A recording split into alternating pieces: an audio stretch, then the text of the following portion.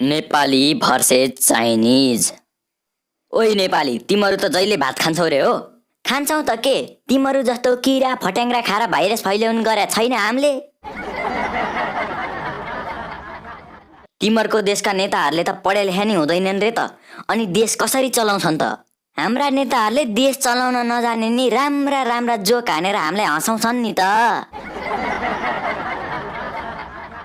हाम्रा नेताहरूले त हामीलाई दिनदिनै नयाँ प्रविधिले शिक्षित बनाउँछन्।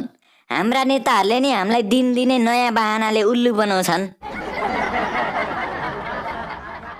हामी त एक हप्ताभित्रै हस्पिटल बनाइदिन सक्छौँ। हामी त झन् 1 मिनेट भित्रै त्यस्ता 100वटा हस्पिटल बनाइदिन्छौँ, तर सपनामा।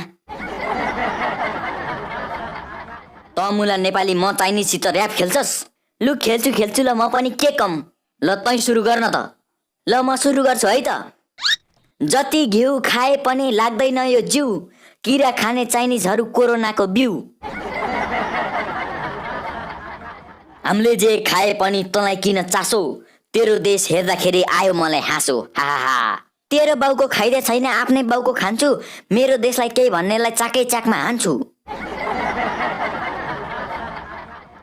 हाम्रै सामान युज गरेर हामीलाई नै गाली गर्छस्, चाइनासँग नमिलेर इन्डियासँग चर्छस्। तेरो बाउको तालुमा म मुतेर आइदिन्छु, इन्डिया चाइना दुवैसित एक गरी बदला लिन्छु। गुन्द्रुक ढिँडो खाँदै बस्छस् त नेपाली जाठो, नेपाल र इन्डिया भन्दा हामी नै धेरै बाठो।